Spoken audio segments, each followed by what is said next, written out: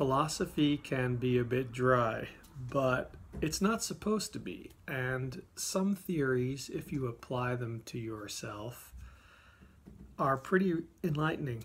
So that's the idea behind Nietzsche's Eternal Recurrence. It's sometimes been called Nietzsche's Eternal Recurrence of the Same. What is the theory? The idea is that over time, your own life will repeat exactly as you've lived it infinite times. Nietzsche suggested this happens because he thought there was an infinity of time, and within that, it would only be natural that finite amount of matter would eventually reconfigure and repeat exactly the way it was once before. That's sort of the physics. That's not as important as the psychological implications of the theory. So what are those? He wants you to imagine that your life really does repeat infinitely into the future, exactly as it is now. And it will repeat infinitely, it has repeated infinitely in the past, exactly as it is now. What does that mean?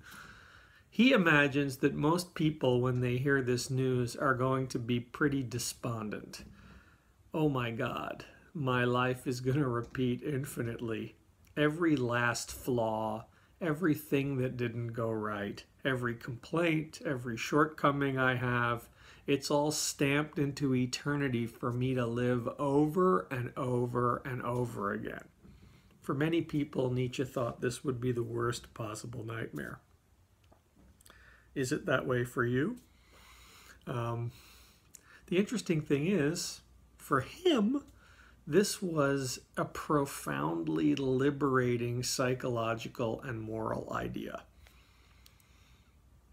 Huh? How? How was it? Okay, let's think about that for a second. If it's true that everything you do right now in your life also will be what you do infinitely in infinite lives, the responsibility you have right now for your actions is profound.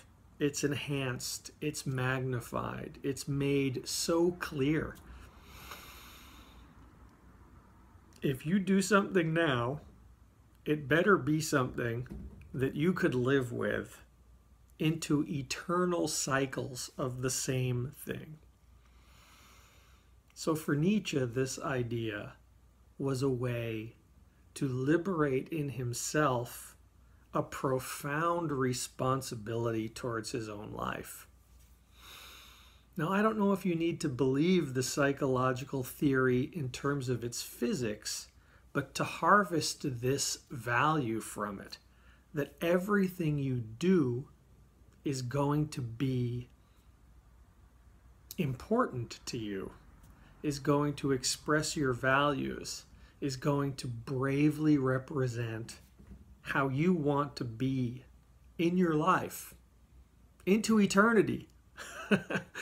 This is an idea that could really amp up your daring, your investment in yourself, really your love of life.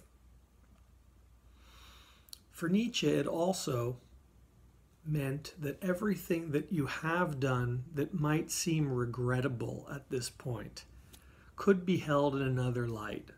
It could be regarded as what was necessary for you to get to this point where you're willing to see, I have this profound responsibility towards my life.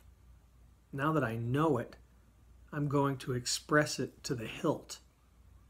And so in a way, you look back on anything that might not seem as glorious as what you might do moving forward, and you recognize that it was the essential ingredient for you to get here, to be where you are right now, taking the fullest responsibility for yourself. There's a Latin term for this, amor fati, which means love of fate.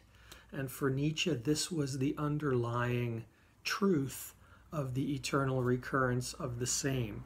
That if you face this idea that things will repeat over and over and over again exactly as you live them now, then you have to love your fate.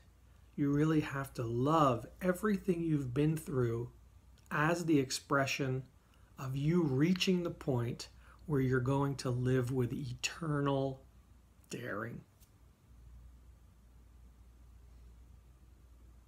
It's a lot to think about. It does apply to your life.